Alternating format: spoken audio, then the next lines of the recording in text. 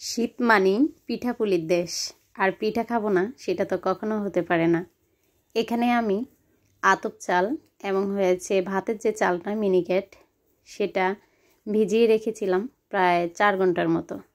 আপনারা চাইলে শুকনা চালের গুঁড়া দিয়েও করতে পারেন, তবে আমার কাছে মনে হচ্ছে এভাবে পিঠাটা পারফেক্ট হয়। এমএন কুক থেকে আপনাদের স্বাগত জানাচ্ছি। আসসালামু আলাইকুম।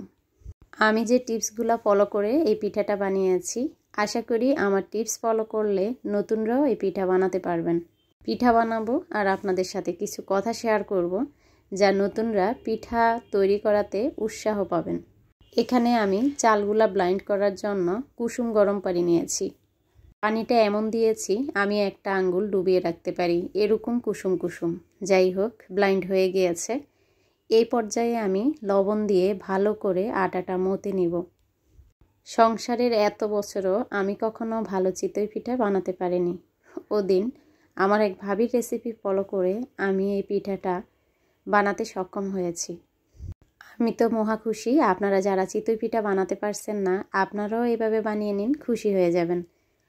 প্রায় 10 মিনিটের মধ্যে আমি ভালো করে আটাটা মথে নিয়েছি। তারপর এখানে একদম টকবগে গরম পানি দিয়ে এরকম একটা ব্যাটার তৈরি করেছি।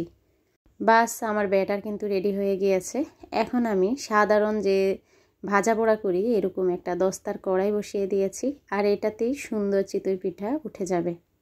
চিতই পিঠা তৈরি করার জন্য আমরা হাঁড়ি পাতিল নিয়ে ব্যস্ত হয়ে যাই, কোনটাতে হবে কোনটাতে হবে না।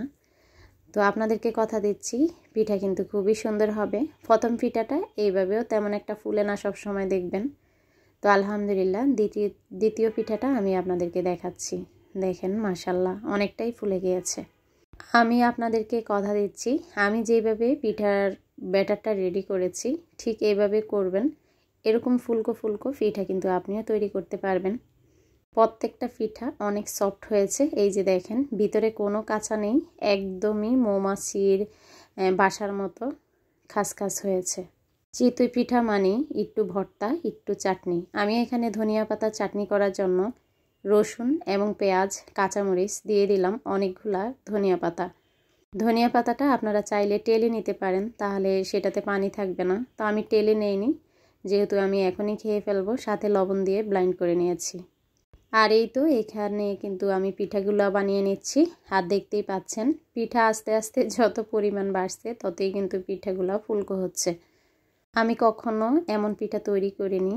তো আমার কাছে যেহেতু এই পিঠাটা প্রথম এত ভালো হয়েছে, আমার কাছে সেটা কিন্তু মানে কি বলবো, স্বর্ণের চেয়েও দামি হয়ে গেছে আমার এই পিঠাগুলা। আমার যে আপুরা একদমই দক্ষ পিঠা বানাতে, তাদের হয়তো অনেকেরই ভালো লাগবে না। তবে যে আপুরা নতুন, এখনো বাচ্চাদেরকে, হাজব্যান্ডকে পিঠা খাওয়াতে পারেননি, আশা করি তারা আমার এই রেসিপি ফলো করলে অবশ্যই তাদের মুখে একটু হলেও হাসি ফোটাতে পারবেন।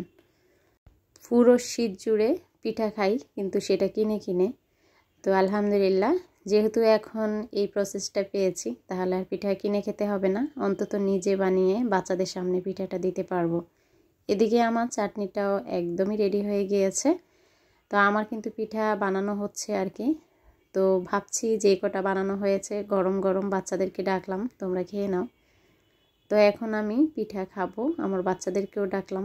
কেমন হয়েছে আমার পিঠাগুলা নতুন হিসাবে এবং প্রথম বানানো হিসাবে অবশ্যই শেয়ার করবেন। আবারও বলছি, প্রথমে যখন ব্যাটারটা আমি গুলেছি তখন কুসুম গরম পানি দিয়েছি, আর পরে যখন ব্যাটারটা সম্পূর্ণ রেডি করেছি তখন আমি টকবগে গরম পানি দিয়েছি। আর অবশ্যই আপনারা চালের গুঁড়া ঘরে না থাকলে আমার মতো চাল 4 ঘন্টা কমপক্ষে ভিজিয়ে রেখে তারপর পিঠা তৈরি করবেন। কথা দিচ্ছি, আপনাদের পিঠাগুলা একদমই শক্ত হবে না, ভিতরে কাঁচা হবে না, এবং এভাবে ফুলে ফুলে উঠবে। তো দোয়া করবেন আরও ভালো পিঠা সামনেতে বানাবো। সবাই ভালো থাকবেন, সুস্থ থাকবেন। আল্লাহ হাফিজ। আসসালামু আলাইকুম।